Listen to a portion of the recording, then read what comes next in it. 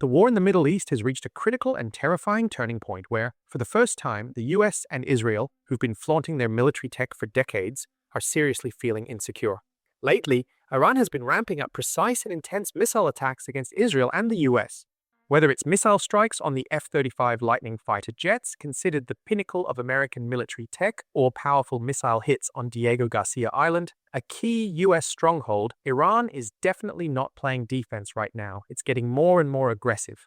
Everyone, come join us in today's episode where we'll talk about how Iran's growing missile power is challenging decades-old military dominance of the US and Israel, and how this huge conflict in the Middle East is shifting the global balance of power.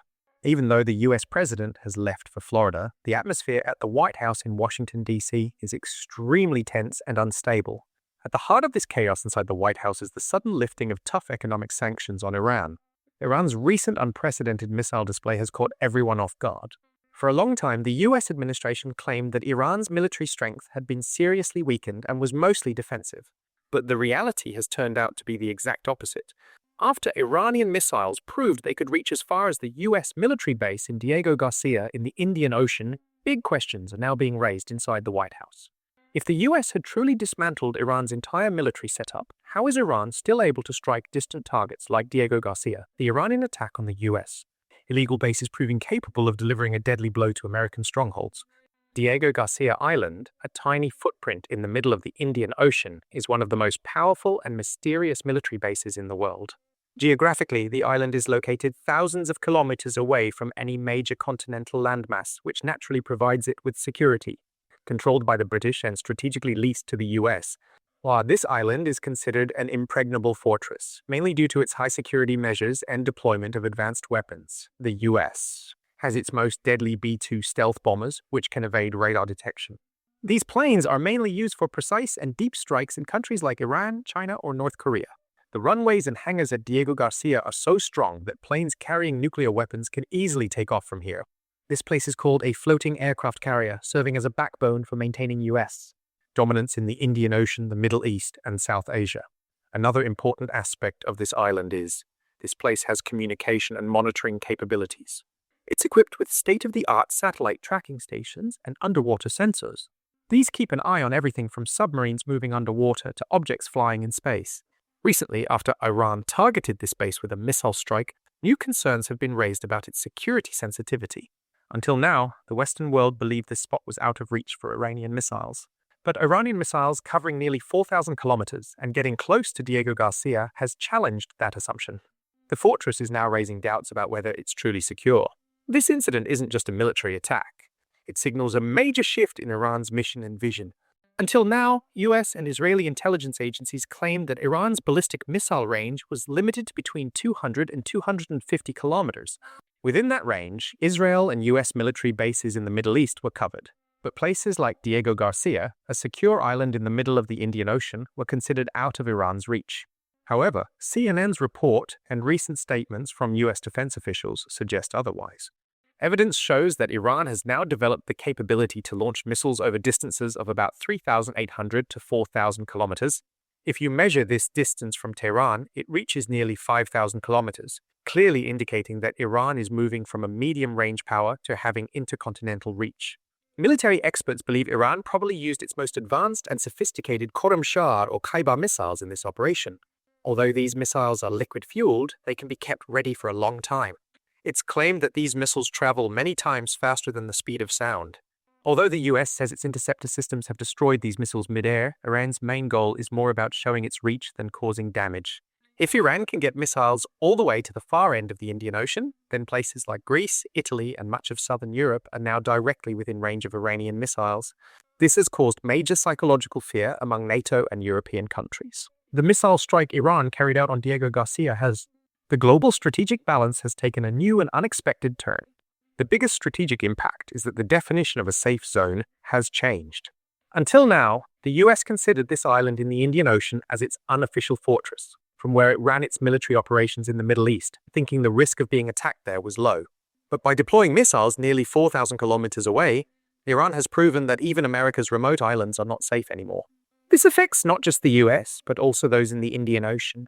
It's also created a huge security challenge for other strategic centers and maritime trade routes. If Iran has developed this capability, then many European countries and the US Navy's aircraft carriers stationed in the Mediterranean are now within direct reach of Iranian missiles. The defeat of American stealth technology is a big deal because the F-35 Lightning II, considered the pinnacle of US military tech, is not just a fighter jet, but a global symbol of stealth power. Lockheed Martin invested nearly $40 billion to develop this fifth-generation aircraft. It's considered the most advanced and dangerous weapon. Its main feature is stealth technology, which allows the aircraft to sneak into enemy territory undetected by their most advanced radar systems and carry out devastating attacks. President Donald Trump called it the invisible plane and compared it to legendary invincible heroes. But recently, after Iran fired a missile at this aircraft, the reputation of this so-called invincible American technology took a big hit. Despite years of sanctions, Iran managed to target this $400 billion invisible. The Pentagon officials are currently stunned by the question of how technology managed to detect and successfully target their radar system. The US has always claimed that its weapons are invincible and can't be damaged, and they've been trading arms on that reputation in the global market. But the F-35 getting hit on the battlefield has raised doubts about both its commercial value and strategic worth. This setback suggests that Iran's use of anti-stealth radar or some other secret technology is starting to challenge America's expensive tech. When a plane gets detected by radar, billions of dollars are spent believing something can't be seen, and then when that same plane ends up as a target for a regional power, the whole tech's reputation naturally takes a hit. This isn't just about the physical damage to a plane, it's a huge psychological blow to American military pride and modern warfare tech, forcing everyone to rethink the future of war tactics and the arms race. The attack on the nuclear facility is Iran's response, and the shadow war between Iran and Israel has now turned open and dangerously intense, with Iran's Natanz nuclear site at the center. The center has been established. Natanz is Iran's largest and most important uranium enrichment facility, where thousands of centrifuges are installed hundreds of meters underground. The US and Israel have long seen this center as the main hub for Iran's nuclear weapons development. The recent attack has challenged all previous claims.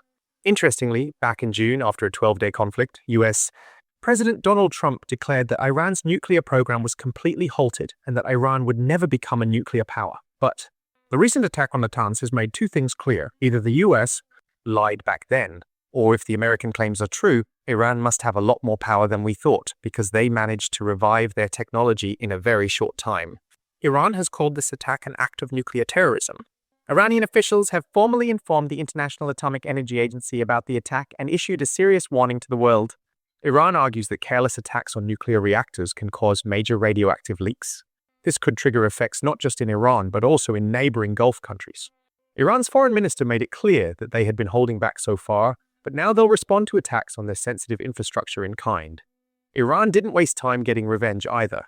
They immediately launched their advanced Fateh and Khaybar missiles, targeting Israel's nuclear reactors and military centers. The attack in Natanz has made Iran even more aggressive. Now, Iran is set to ramp up its nuclear activities even further. It's been hinted that things might be moved to a secret and safe place. If this continues, the risk of a major nuclear accident in the Middle East will keep rising.